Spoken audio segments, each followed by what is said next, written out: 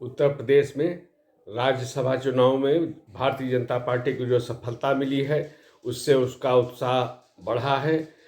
इसके पहले भी जो सरकार की उपलब्धियां हैं, केंद्र सरकार की, राज्य सरकार की, उनको लेकर भाजपा में पहले से उत्साह था। दूसरी ओर विपक्ष में इन चुनाव के बाद से निराशा और बढ़ी है, और निराशा इस कारण भी बढ़ी है कि सरकार के विरुद्ध, सत्ता पक्ष के विरुद्ध उसके लिए कोई कारगर मुद्दे उसके पास नहीं हैं।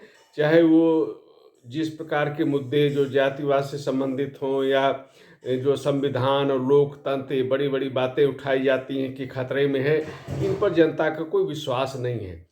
तो ऐसे माहौल में दूसरी तरफ हम देखते हैं कि इस समय देश में मोदी की गारंटी, ये बात चर्चा में है, और सत्ता में जो प्रधानमंत्री 10 वर्ष रहा हो, वो अगर जनता के बीच इस तरह की एक आत्मविश्वास दिखाने की क्षमता रखता है कि उसकी गारंटी है, यानी 10 वर्षों की जो सरकार की उपलब्धियां हैं वो मोदी की गारंटी को ही प्रमाणित करती हैं, क्योंकि ये गारंटियां फलीभूत हुई हैं।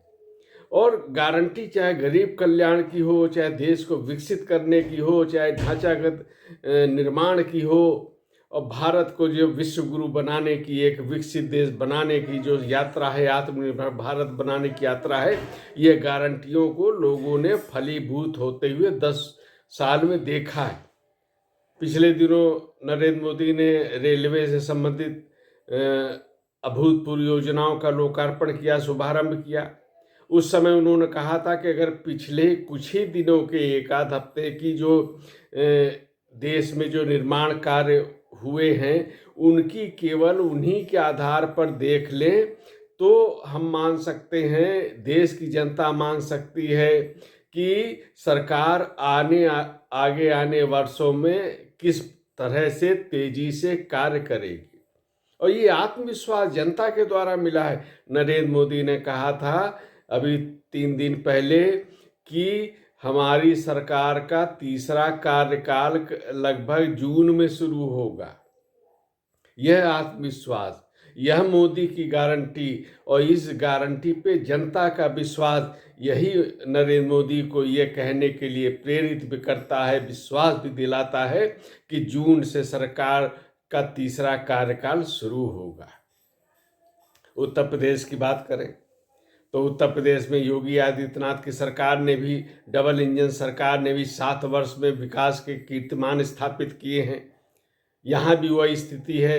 डबल इंजन सरकार की, मोदी की गारंटी आगे बढ़ रही है। भारतीय जनता पार्टी चुनाव के दिशा में बहुत सक्रियता से कार्य कर रही है।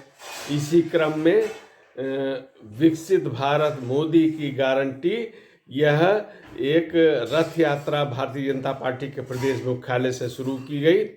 मुख्यमंत्री योगी आदित्यनाथ, प्रदेश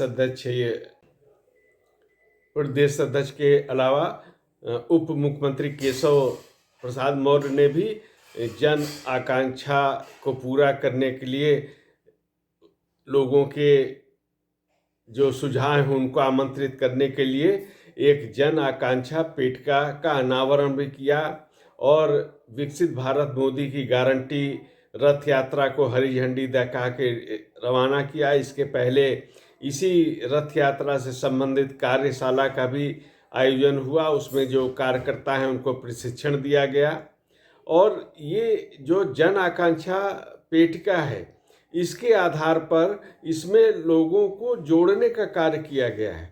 पिछले दिनों संकल्प यात्राएं निकली थी, उसमें भी जनता को जोड़ने का यात्रा में प्रयास किया गया था।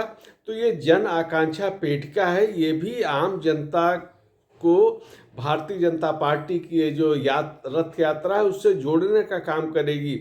यानी जो आम जन है वो इस पेटिका में अपने सुझाव दे सकते हैं।